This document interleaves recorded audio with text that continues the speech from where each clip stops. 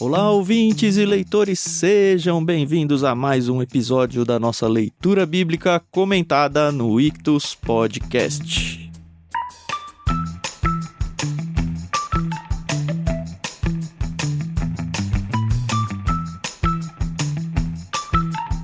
Eu sou o Thiago André Monteiro, @vulgutan, e estou aqui com os nossos amigos Thiago Moreira e Carol Simão para conversarmos sobre o capítulo 14 do livro de Gênesis. Tudo bem com vocês? Oi pessoal, tudo bem com vocês? Aqui é a Carol Simão, graças a Deus tá tudo bem. Vai ser um prazer conversar com vocês, nesse capítulo. Acho que é um capítulo muito legal. Começou as aventuras, propriamente ditas, e vamos ver, achei muito interessante. Olá, muito bom ter você aqui conosco novamente. Aqui é o Thiago Moreira, @ThiagoS_Moreira aí nas redes sociais, você pode me seguir lá. E vamos entrar nesse capítulo 14, um capítulo interessante e ao mesmo tempo com alguns itens misteriosos aqui que a gente vai tentar descobrir o que acontece aqui. Tenho 2 recados importantes para vocês. O primeiro é que a gente sempre abre o programa falando que o Leitura Bíblica Comentada é do Ictus Podcast. Porém, você não vai encontrar esse programa nunca no feed do Ictus Podcast aí no seu agregador de áudio ou de podcasts. A gente colocou ele num canal à parte, então você tem que procurar por Leitura Bíblica Comentada sempre, tá bom? E assinar lá, porque aí você vai receber os seus episódios automaticamente aí no seu celular e não vai misturar com todos os podcasts que a gente publica lá, aí sim, no Ictus Podcast. Então são 2 lugares que você tem que se inscrever aí: Leitura Bíblica Comentada e Ictus Podcast. Lembrando que Ictus a gente escreve ICHTHUS. Tem links aí para baixo da descrição sobre tudo isso daí. O segundo recado importante é sempre deixar nossa gratidão aqui a Mundo Cristão, que cedeu os direitos para a gente usar a nova versão transformadora dentro desse nosso projeto aqui. E é essa a tradução que a gente tem usado aí com vocês. Se você se interessa por adquirir alguma dessas bíblias, aí embaixo também tem link para você comprar uma delas. Eu sei que eles têm várias capas diferentes, tem bíblia de estudo, bíblias mais simples, tem todas nessa versão NVT. E óbvio que se você comprar usando um dos links que está aí abaixo, você vai acabar abençoando um pouco a nossa vida também. E o melhor é que não vai pagar nada mais por isso. E é isso. Vamos entrar então no capítulo 14. Como a Carol falou, agora vai começar um pouco de bagunça na história, né? Sim. Eu já imaginei aqui um pouquinho o Senhor dos Anéis, sabe? As guerras dos reis e aquelas batalhas entre os orcs e os humanos, né? Não é assim, mas... E os mapas que tem na Bíblia de Estudo aqui da NVT parecem aqueles mapas do Senhor dos Anéis. É verdade. Aí, ó, verdade. Qualquer Bíblia de Estudo nesses textos, assim, onde começa a aparecer um monte de coisa, ela é sempre muito bem-vinda, né? Porque, assim, talvez você não tenha um atlas bíblico na sua mão, mas esses mapinhas realmente ajudam a você a se localizar um pouco melhor. É claro que a gente vai tentar ajudar o máximo que é possível aqui em áudio e explicar para você mais ou menos onde é cada coisa, mas não vamos colocar a carroça na frente dos bois.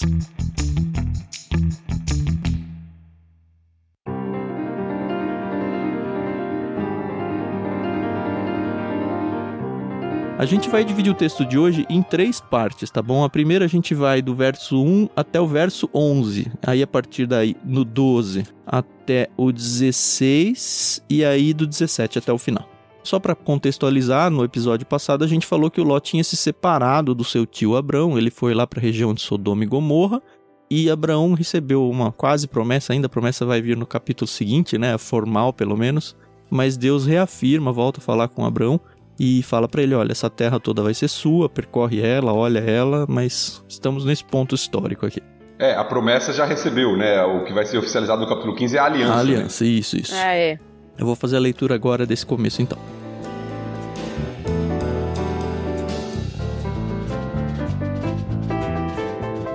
Por esse tempo, houve guerra na região. Anrafel, rei da Babilônia, Arioque, rei de Elazar, Quedorlaomer, rei de Elão, e Tidal, rei de Goim, lutaram contra Bera, rei de Sodoma, Birsa, rei de Gomorra, Sinabe, rei de Admá, e Semeber, rei de Zeboim, e contra o rei de Belá, também chamada Zoar. Esse segundo grupo de reis reuniu suas tropas no vale de Sidim, ou seja, no vale do Mar Morto. Por 12 anos estiveram sob o domínio do rei Quedorlaomer, mas no 13º ano se rebelaram contra ele. 1 ano depois, Quedorlaomer e seus aliados vieram e derrotaram os Refaíns em Asterote Carnaim, os Zuzins em os Emins em Savé Kiriatim, os Oreus no Monte Seir, até Elparã, à beira do deserto. Em seguida voltaram e foram a En-Mispate, hoje chamada Cádiz, e conquistaram o território dos Amalequitas e dos amorreus que viviam em Azazon Tamar. Então, os reis de Sodoma, Gomorra, Adimá, Zeboim e Belá, também chamado Zoar, se prepararam para a batalha no Vale do Mar Morto. Lutaram contra Quedorlaomer, rei de Elão, Tidal, rei de Goim, Anrafel, rei da Babilônia, e Arioque, rei de Elazar. 4 reis contra 5. Acontece que o Vale do Mar Morto era cheio de poços de betume. Quando o exército dos reis de Sodoma e Gomorra fugiu, alguns dos soldados caíram nos poços de betume, enquanto o restante escapou para as montanhas. Os invasores vitoriosos saquearam Sodoma e Gomorra e partiram para casa, levando consigo todos os espólios da guerra e os mantimentos.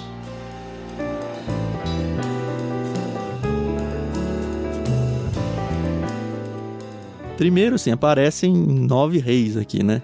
Uhum. E acho que vale a gente mencionar mais ou menos onde cada um está aqui. A gente tem, então, um conglomerado de reis aí, 4 reis que de alguma forma subjugavam, 5 reis aí da região de Sodoma e Gomorra, todas essas terras aí, Sinar, Eleazar. Aliás, a NVT coloca como Babilônia, né? Mas se a gente for no texto lá, é Sinear. E aí tem toda uma questão histórica de que, esse rei da Babilônia era ou não aquele Hammurabi. Lembra da escola, quando você estudou o código de Hammurabi e tudo? Eu acredito que não seja. A maioria dos comentaristas mais recentes aí falam que Hammurabi veio um pouco depois, mas enfim, pra gente não interessa muito. O fato é que eles estão todos lá na região sul da Mesopotâmia, que é lá perto de Ur dos Caldeus, ou pelo menos no caminho entre Ur e Arã, que Abrão já tinha vindo. Então aqueles reis, eles meio que dominavam a distância, né? Eles subjugavam esses reis agora aí na região do Mar Morto. E aí depois de 13 anos aí pagando impostos, um deles se rebela e fala, não, chega, não quero mais. E aí 1 ano depois, então, os outros reis se unem para vir aqui fazer a cobrança, né? Ou pelo menos retomar aquilo que meio que já era deles. O que era comum, né, na antiguidade, essas coalizões aí, né, de reis mais poderosos para dominar uma extensão de terra e subjugar povos menores, mais fracos. Então isso não era algo incomum que está mostrando aqui no texto. Pelo contrário, você vai ver isso várias vezes na Bíblia. Sim. Né? Povos fazendo aliança para conquistar um outro território. Então hoje em dia a gente não vive muito essa realidade, né? A gente aqui no Ocidente, nós que somos mais novos, nós não vivemos essa questão de guerra territorial e tal, como já foi vivida na história. Temos todo um cuidado com relação a isso, de divisão territorial de nações e tal, mas naquela época isso aqui era muito comum. A hora que eu tava lendo, quando a gente coloca as coisas no mapa, que a gente percebe essas coisas, né?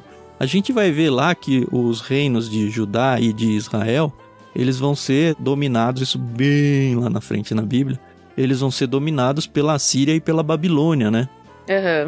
Tanto a Assíria quanto a Babilônia, elas eram, assim, um governo bem centralizado, assim, elas dominavam o mundo. E elas eram justamente dessa região, desses 4 reis que vieram aqui atacar. Se a gente for pesquisar, talvez tenha sido a última época onde teve essas confederações aí dentro da região da Mesopotâmia. Se a gente for ver, por exemplo, Goim, que tem aí o rei de Goim, Goim, a palavra significa nações, então indica que ele não era um rei de um lugar que se chamava Goim, mas era meio que as nações de, sei lá, um chefe principal de uma confederação de tribos. Era mais ou menos esse o cenário. E aí, se você sair da Bíblia e começar a pesquisar, isso provavelmente aconteceu cerca de entre 1700 e 2000 a.C., essa história aqui, você vai ver que logo depois desses acontecimentos é que começa a ter a Assíria e a Babilônia controlando de uma forma mais centralizada toda essa região. E aí, aonde eu queria chegar é que o que acontece aqui, que é esses povos daquela região virem atacar o povo aí próximo de onde é Israel, acontece de novo na história, né? É justamente a Assíria vindo atacar ali, a Babilônia vindo atacar ali, então acaba sendo um repeteco da história aí, muitos séculos depois. E que a Bíblia vai mostrar, né? A gente vai passar por isso aí, se Deus quiser. Vai mostrar, inclusive, essas potências mundiais mudando, inclusive, né? De poder, de acordo com a época. Mas mostrando o Senhor governando e até utilizando essas nações, às vezes para disciplinar seu povo, para ensinar seu povo, e uma série de coisas na história de Israel aí. É interessante a gente ver esse movimento das nações, né? Acontecendo sob o governo de Deus. É legal olhar a história, porque a gente vê assim, a Babilônia foi os jardins suspensos da Babilônia, maravilhas do mundo e tal. O que sobrou hoje, né? Pois é. E eu fico pensando pro Brasil, assim, o que nos dá tanta segurança de que, sei lá, daqui a alguns séculos vai existir Brasil, sabe? Ou vai existir Estados Unidos. Porque se a gente for pensar, quando eu era criança, existia a União Soviética. E cadê? Sabe? Então, esse movimento de tabuleiro do War, assim, sabe? De que os grandes países, as grandes potências, elas estão fechadas.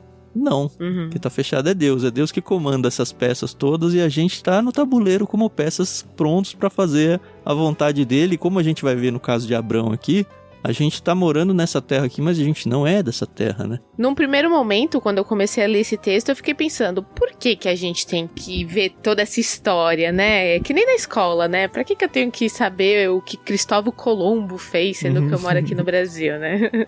Mas é interessante, né? Porque o autor, né, Moisés aqui, e Deus, né, estão preparando o terreno pra gente, né? Pra gente entender o que aconteceu, né? E os versículos seguintes são exatamente... tá ali com o terreno preparado e a gente vai descobrir por que a gente teve que desenvolver, né? Conhecer esses outros reis e essas outras guerras, né? E pra gente ainda fica de lição porque tem muita gente que infelizmente olha a Bíblia como se fosse uma história da carochinha, né? Uma fábula ou alguma coisa. Então textos assim, que apesar de parecerem para alguns meio chato de passar, eles cumprem uma função muito importante que é pontuar historicamente os fatos. Então tem um pessoal que trabalha com arqueologia que fica aí em busca de evidências de que esses reinos existiram mesmo. Foi nessa época, como foi, e é muito legal de ver, conforme os estudos arqueológicos vão avançando, que as coisas vão batendo. Então, de uma certa forma, a própria arqueologia ela vai confirmando que isso que foi contado na Bíblia de fato aconteceu. Isso é muito legal. Sim. E é interessante, antes da gente avançar um pouquinho na história, o texto começa a nos dar algumas pistas do que vem por aí, né? Antes da gente seguir o texto. Porque o texto, ele volta a falar de Sodoma e Gomorra, que a gente já sabe, pelo texto anterior, que foi a região para onde Ló foi. Nós vimos no texto anterior, quando Ló se separa, né, no último episódio de Abrão, e ele escolhe essa localidade, esse lugar para morar, e a característica daquele local, além de ser belo, né, e bem irrigado e tudo, mas era de pecadores, de homens que não consideravam o Senhor. Pecadores todos somos, mas de homens que não consideravam o Senhor, né, e viviam em rebelião ao Senhor. E aí o texto mostra que esse povo aqui está envolvido nessa guerra, já preparando o terreno para o que vai vir depois, né? Então nós temos esses 5 reis que tentam se rebelar contra os 4 reis que antes os dominavam e não conseguem, no final das contas, né? Sim. Depois de um ano são capturados de novo aí e sofrem as consequências aí da tentativa de rebelião. E aí isso prepara o cenário para a gente voltar para os personagens que vão aparecer novamente, que são Ló e Abrão. Sim. Um detalhe do texto, que toda vez que eu passo por ele, é só uma curiosidade isso aqui, eu lembro, porque eu não sei se já falei isso para vocês, mas quando eu leio a Bíblia com os meus filhos, né, de vez em quando meu filho perguntava assim, quando aparecia a expressão, aqui aparece, por exemplo, no versículo 7, foram a Emispate, hoje chamada Cádiz. E aí meu filho perguntava assim, hoje? Né?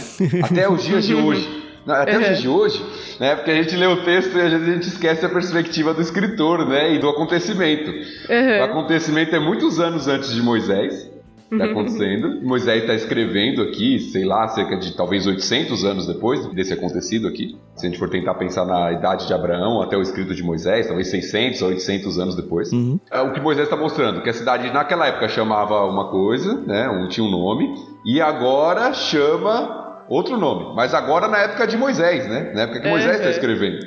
No hoje já não vai achar lá, né? É interessante ter essas perspectivas, né? Tem a perspectiva do acontecimento, quando aconteceu, do escritor, e agora a nossa, do leitor, né? Então, às vezes a gente se confunde nessas perspectivas, né?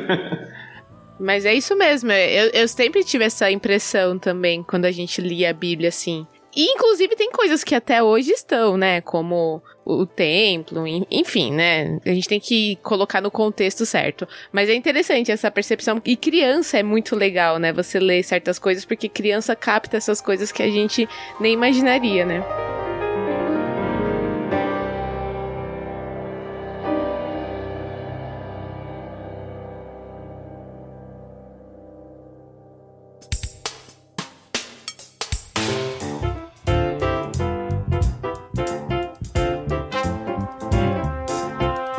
Beleza, acho que a gente tá pronto pra seguir então. A partir do verso 12, que na NVT é no meio, assim, do texto, mas acho que foi importante a gente não ler, né? Bom, então vai ser do verso 12 ao verso 16 e eu vou fazer essa leitura.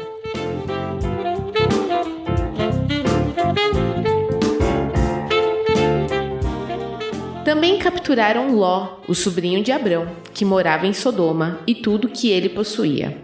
Um dos homens de Ló, porém, conseguiu escapar e contou tudo a Abrão, o hebreu, que morava junto ao bosque de carvalhos, pertencente a Manre, o amorreu.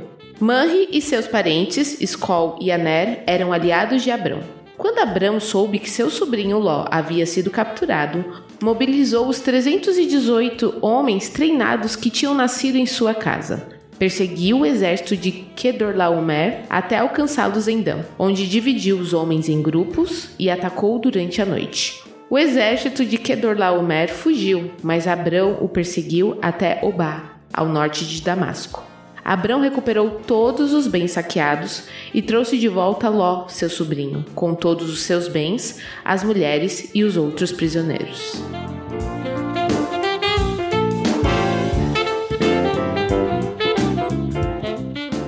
Que nome difícil. Mas eu acho que você leu certo, viu? Porque não tem acento. Pelo menos com a fonética em português, acho que é Quedorlaomer mesmo. Uhum.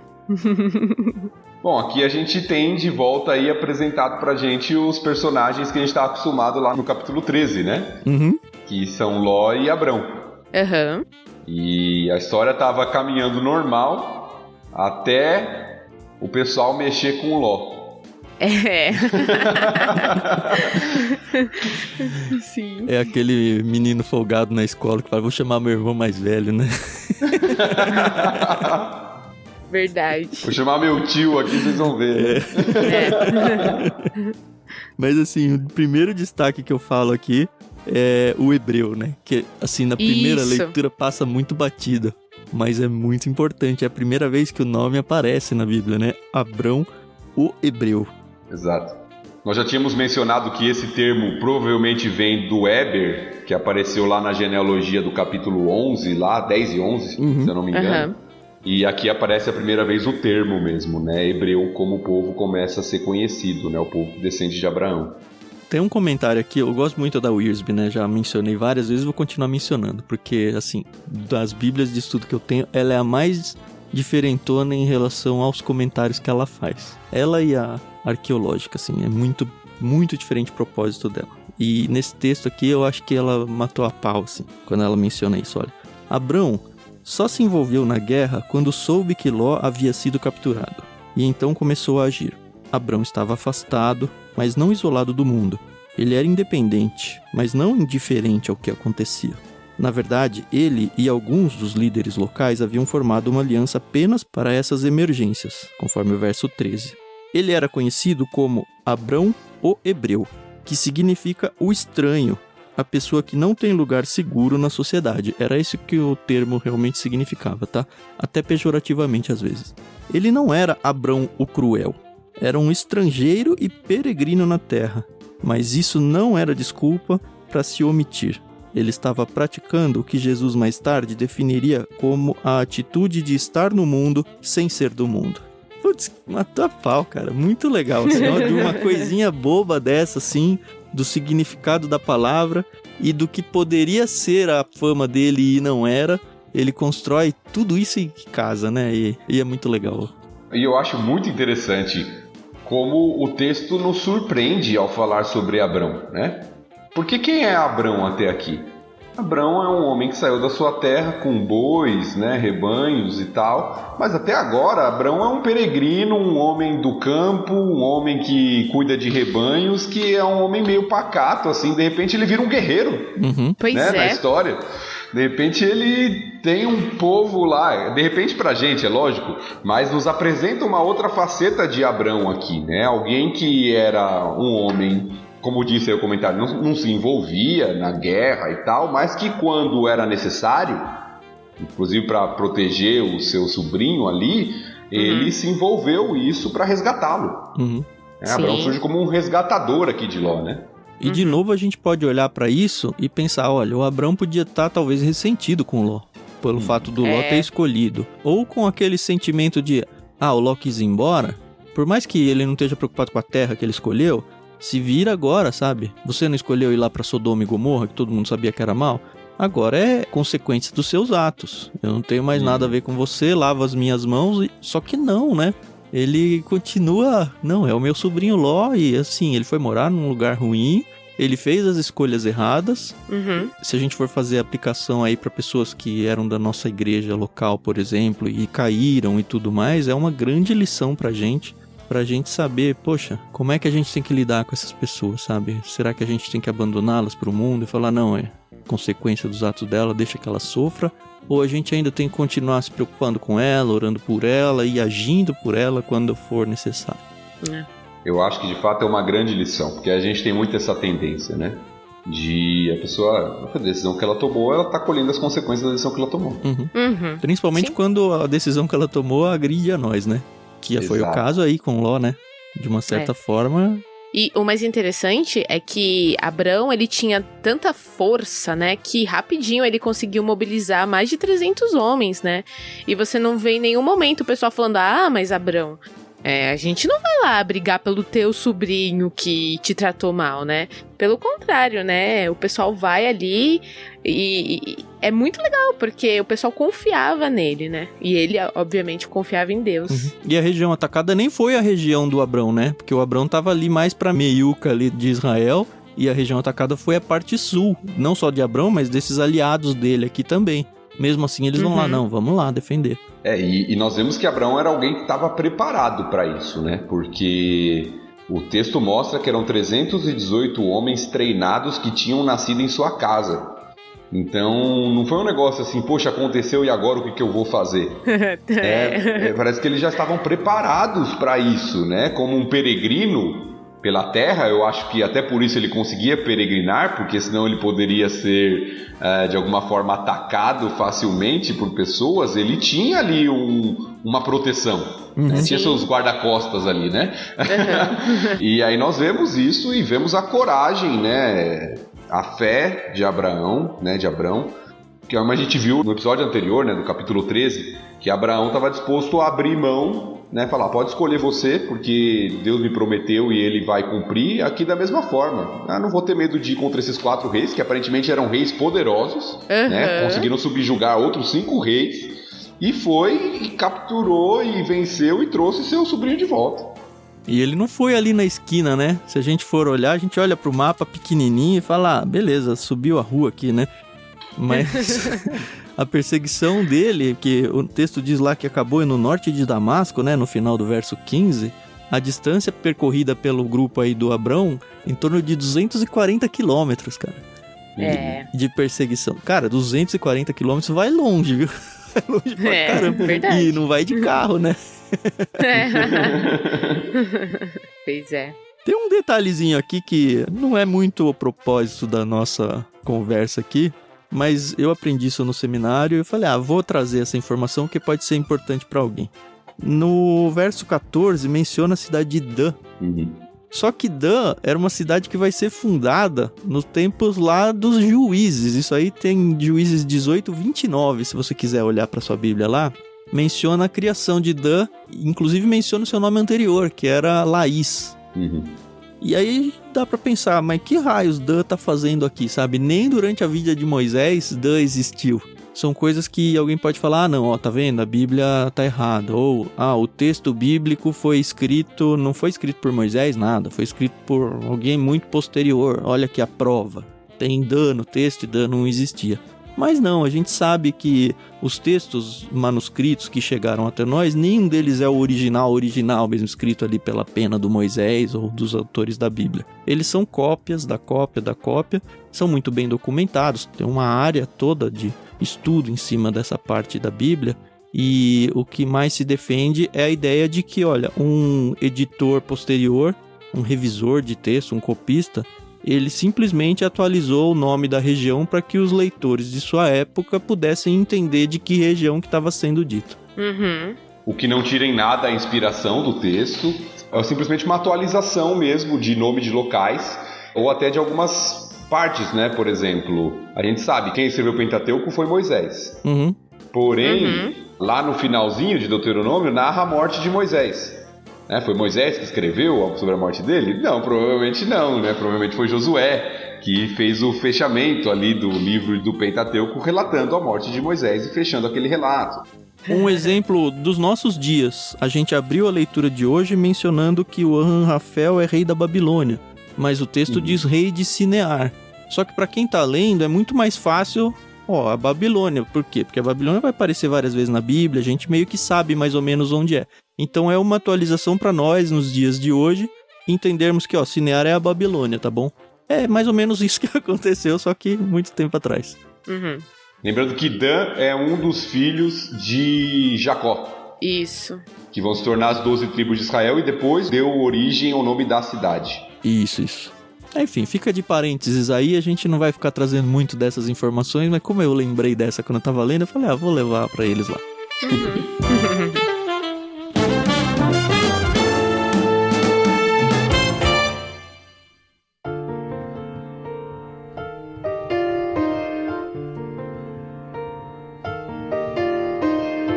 Agora sou eu que faço a leitura, não é isso? Isso aí. 17 ao 24, vamos lá então.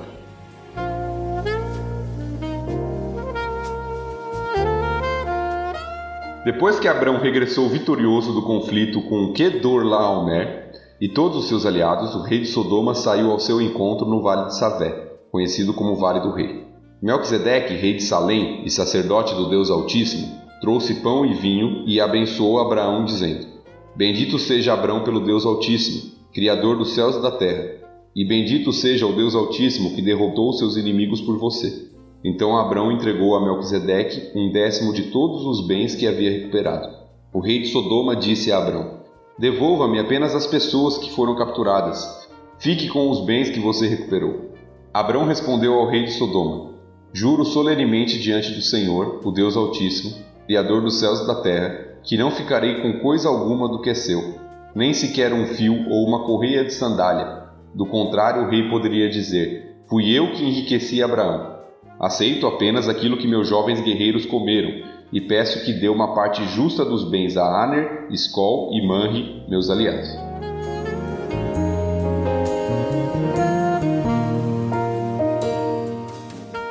O primeiro destaque que eu faço aqui é que mesmo escrito Abrão, o Tiago lê Abraão. É verdade, não dá, minha mente está condicionada. Eu vou trocando Abrão. Desculpa Boa. aí, pessoal. Minha leitura não foi muito fiel. A piada não podia perder, né? Boa.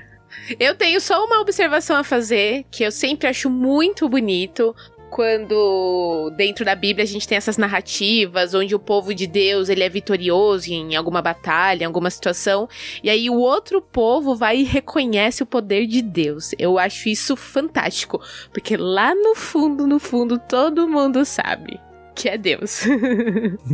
Eu gosto quando isso acontece com Nabucodonosor. Uhum. Nossa, é muito interessante aquela passagem. Mas não estamos comentando Daniel, vamos voltar pra cá. É bom que a gente já vai segurando a audiência por anos, assim, né? Já vai jogando as migalhas aí pras pessoas ficarem, quando chegar em Daniel, será que alguém vai lembrar que você falou isso um dia? Mas assim, uma coisa legal de ver é que tem 2 reis que vão de encontro a Abrão, né? Só que ele meio que só dá bola pra um, né? Isso é muito interessante. Porque os dois vão meio que com o mesmo propósito, né? Felicitar pela vitória e dar aquela bajulada básica. E um deles, inclusive o rei de Sodoma, que era um dos envolvidos aí, um que tinha perdido a batalha e agora teve seus bens recuperados, é o que tinha mais motivo pra chegar e vir acima de Abrão e agradecer, e bajular e tentar premiá-lo de alguma forma. Enquanto o Melquisedeque não tinha nada a ver com a história, não tinha nem aparecido nada, não foi uma das terras atacadas, mas é interessante que Abrão atende bem um só, né? Eu achei isso muito legal. E o que eu acho interessante da forma como o texto é construída também, é que aparece assim, parece que a ordem foi a seguinte: Abrão venceu, voltou, regressou vitorioso, e aí o primeiro que sai ao seu encontro é o rei de Sodoma. Sim. No versículo 17. Mas o texto fala assim, eu não vou falar de você primeiro não, vou falar primeiro do mais importante, você vai ficar por último. Aí ele muda para falar de Melquisedeque. É interessante, parece uma construção, porque ele fala sobre Melquisedeque, depois volta a falar do rei de Sodoma. Ele introduz o rei de Sodoma, coloca Melquisedeque no centro aqui, e depois volta a falar sobre o rei de Sodoma. E só pontuando no mapa onde eles estão aqui, o Vale de Savé, conhecido como Vale do Rei, esse termo Vale do Rei vai aparecer lá em 2 Samuel 18:18, é muito provavelmente Jerusalém, ou muito perto ali. A gente conheceu o Vale do Cedron, lembra, Thiago? Jerusalém tá entre 3 vales, Rinom, Cedron e o outro eu não me lembro. É muito perto a ponto de você subir num lugar alto e conseguir ver ali do ladinho, assim. Então, eu acho surpreendente que a coisa já tá chegando para um lugar que vai ser o lugar da Bíblia, né?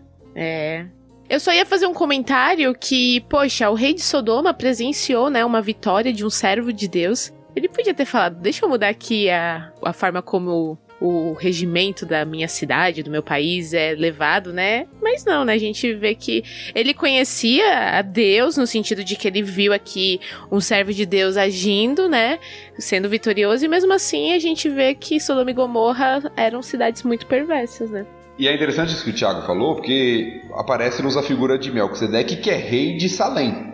E Salém é o outro nome que depois ficou conhecido como Jerusalém. Inclusive você tem no Salmo 76, né, no versículo 2 lá, tá falando de Jerusalém como a cidade de Salém. Sim. Então quando fala aqui Salém, nós estamos falando de Jerusalém. E que era, como o Thiago notou aí, bem pertinho da onde Abraão recuperou lá os bens e estava ali. E o rei de Salém, daquela cidade, provavelmente vê, né, tudo aquilo acontecendo ali pertinho e vai ao encontro de Abraão. E aí a gente entra numa figura muito misteriosa na Bíblia, né? Que é o Melquisedeque. Eu tenho um membro da minha igreja que chama Melquisedeque. A gente chama ele de Melk, para facilitar. Mas aqui aparece uma figura muito misteriosa, que surge e some do texto de Gênesis, não aparece mais, é citada em um salmo e depois vai aparecer só em Hebreus.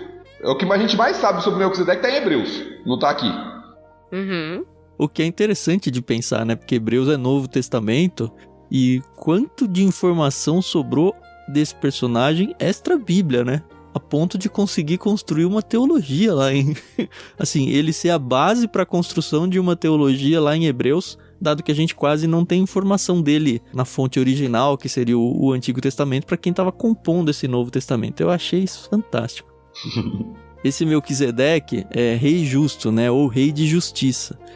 É o significado do nome, né? Isso. São 2 palavrinhas hebraicas na construção do nome ali, né? Que é rei e justiça.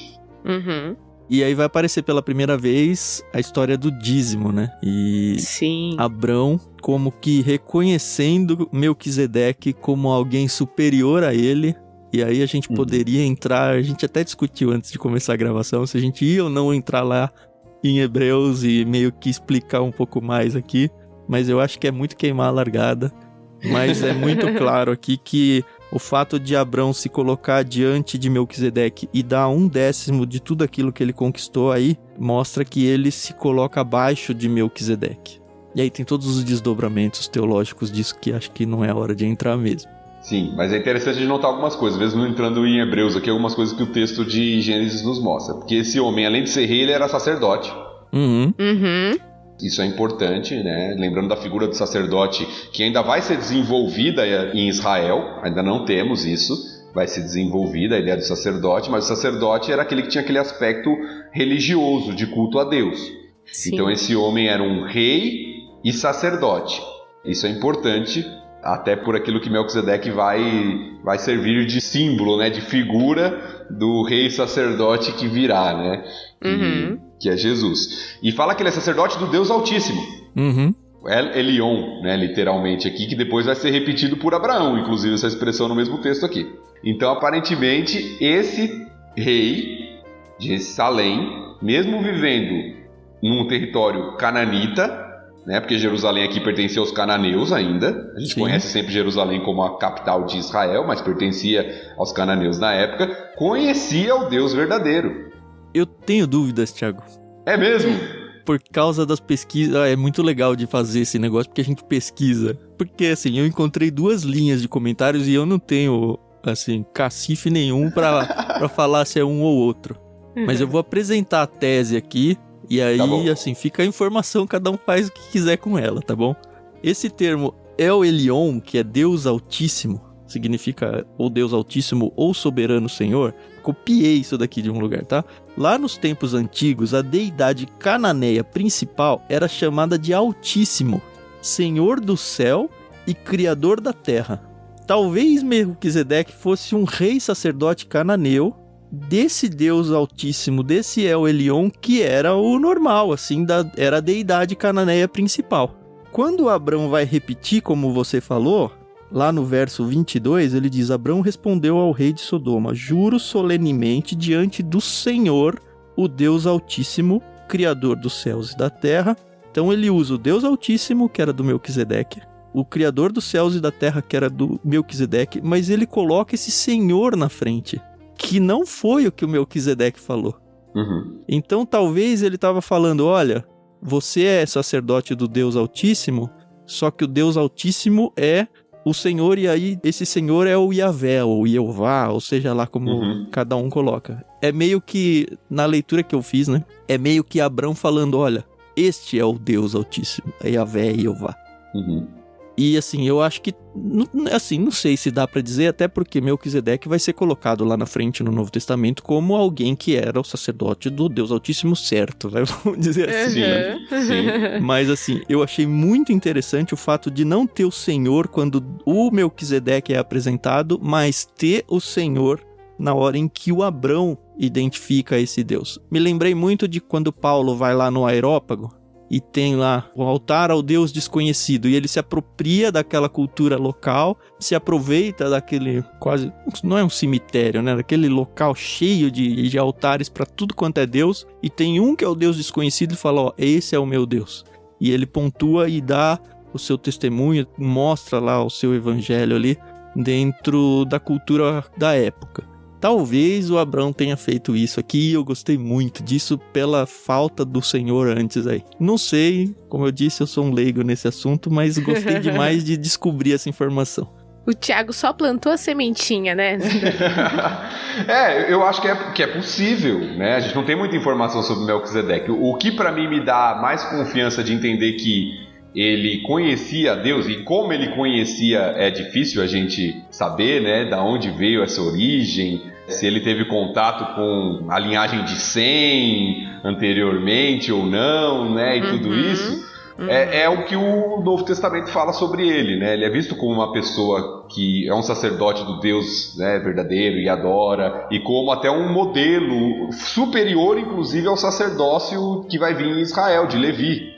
Né, o sacerdócio dos levitas. Então por isso que eu entendo que ele adora verdadeiramente Deus, mesmo que talvez não tenha de fato o conhecimento completo ali que Abraão tinha, porque Deus revelou a Abraão.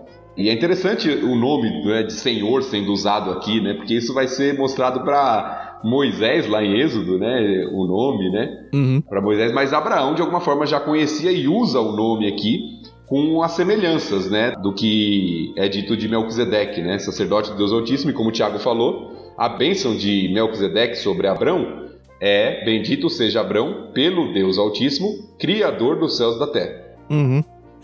Talvez seja forçar meio a barra, mas eu gostei disso.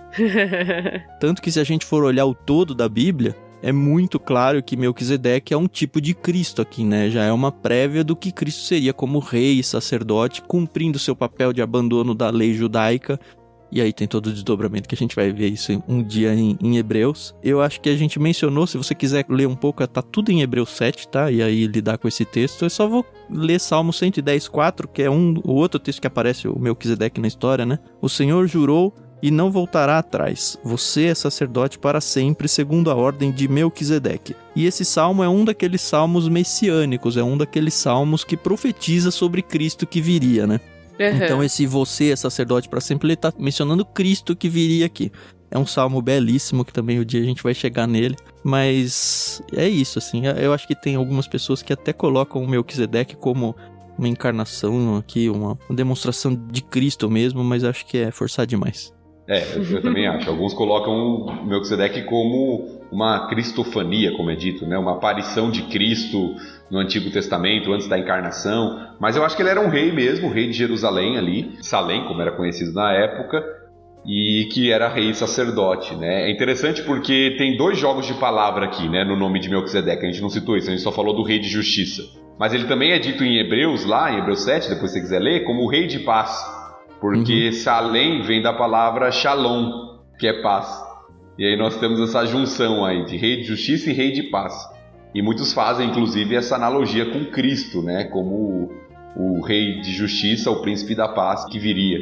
Então você tem vários elementos interessantes aqui. O que faz um contraponto com o rei de Sodoma, porque em Sodoma significa incêndio, né? Outro crédito que eu dou pra Bíblia de estudo Wiersbe lá, ele fala: quando Abrão voltou da batalha, 2 reis vieram ao seu encontro, Bera, rei de Sodoma, incêndio, e Melquisedeque, rei de Salém, paz.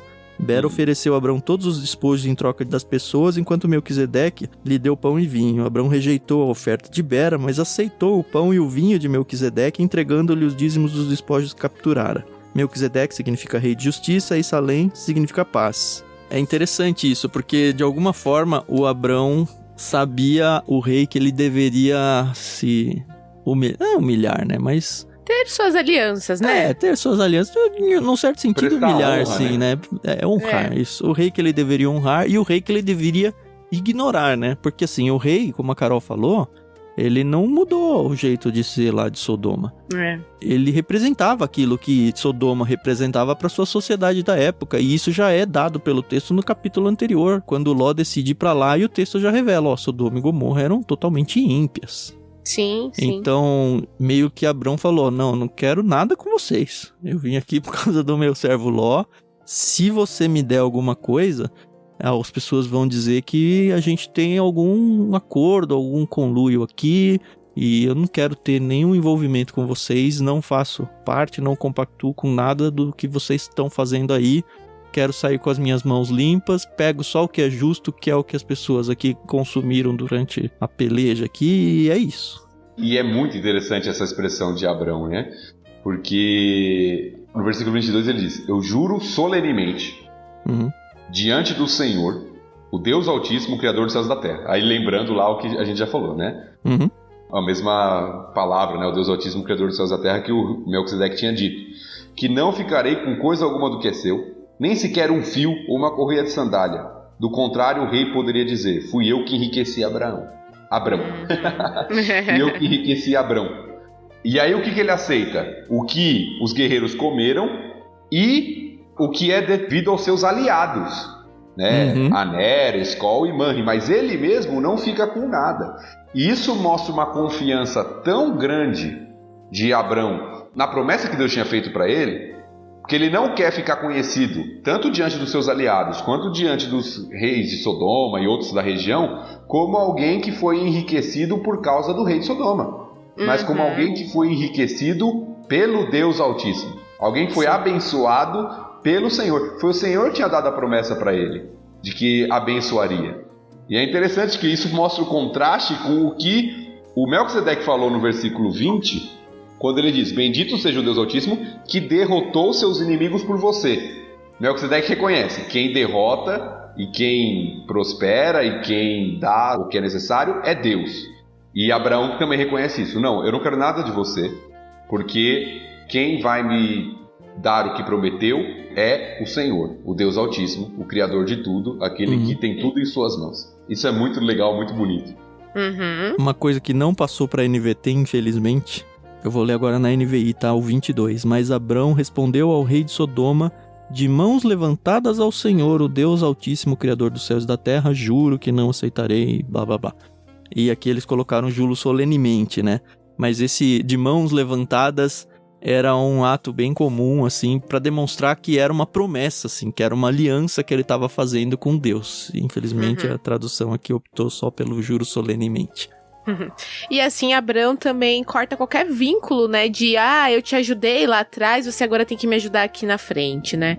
Ele não vai ficar devendo nada a ninguém. E parece que Abrão aprendeu a lição, né?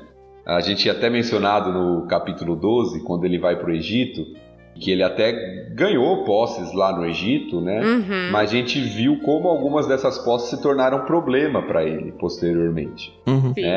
O próprio distanciamento de Ló pela quantidade de rebanhos, depois a gente vai ver, ainda não chegamos, né? Mas a serva egípcia de Abrão. E aqui Abrão fala, não, eu não quero nada que venha de você, porque é Deus que vai me sustentar e Deus que vai me abençoar, e eu não quero nada que venha da sua cidade e da cosmovisão que vocês têm de rebelião contra o Senhor, é o Senhor que vai me guiar. Então isso é muito interessante, né? E a gente está falando de bens materiais aqui, e isso serve de aplicação para a gente, porque às vezes a gente vive numa sociedade tão consumista que às vezes a gente não vê a influência da onde se vêm as coisas, do que está vindo junto.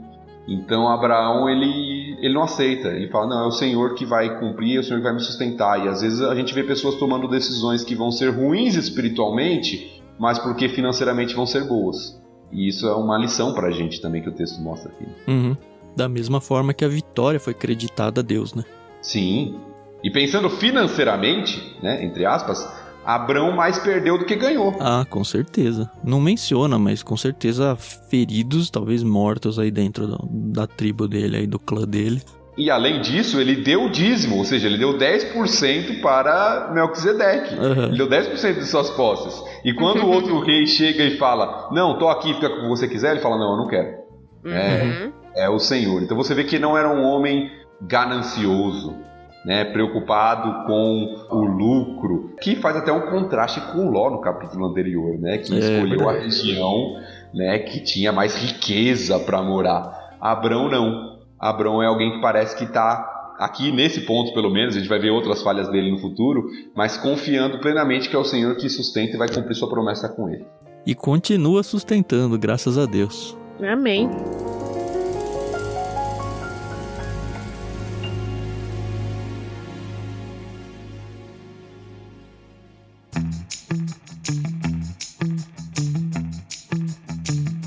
Eu acho que encerramos, né? A gente volta no próximo episódio, mais uma vez agradecendo a Mundo Cristão pelos direitos de usar a NVT aí. A gente volta no capítulo 15, que na verdade eu tô bem ansioso pra ele, já faz bastante tempo. Thiago sempre fala do capítulo 15, tá adiantando, ele sempre fala do capítulo 15. Não, eu tô ansioso pra ver o que o Thiago Moreira vai falar sobre o capítulo 15, porque eu vou aprender com ele. Vamos! É, motivação egoísta, coisa, sabe? Acho que é alguma armadilha isso aqui, viu, gente? É quando vai sair a aliança, né, com Abraão, finalmente. Não vamos queimar cartucho aí antes da hora. Espero que você aí, ouvinte, esteja gostando demais. Não se esqueça para interagir com a gente, @clubeictus. Para você continuar, se esse áudio caiu para você fora de algum aplicativo de podcast aí, você encontra a gente em Leitura Bíblica Comentada. Conheça também os episódios do Ictus Podcast, então tem 2 lugares aí para você se inscrever, para você assinar. É tudo de graça. Tudo que a gente tem feito aqui é justamente para abençoar a vida de vocês. Então aproveitem para vocês, aproveitem para suas famílias. Crie, sei lá, um culto doméstico, um grupo no WhatsApp para conversar sobre isso semanalmente com seus amigos, com seus irmãos da igreja. Apresente para aquele seu amigo que não é cristão. A gente quer justamente que esse negócio cresça e ganhe escala, tá bom? E abençoe, de fato, muitas vidas, como claramente tem abençoado a minha e tenho certeza que a do Thiago e da Carol também. Eu agradeço a presença de vocês aí e até a semana que vem. É isso aí, pessoal. Tem sido um prazer realmente separar esse tempo pra gente estudar e conversar um pouco sobre a palavra de Deus, porque nunca é o suficiente, né? E ela se renova a cada manhã e isso é muito bom. Então a gente se ouve no próximo episódio e espero que vocês fiquem bem. Até mais. É isso aí, pessoal. Realmente tem sido uma bênção para mim participar desse projeto e espero que seja para você também e que você também abençoe outras pessoas compartilhando aí esse conteúdo para que mais pessoas tenham acesso aí à leitura e aos comentários da Palavra de Deus. Deus te abençoe e até a próxima.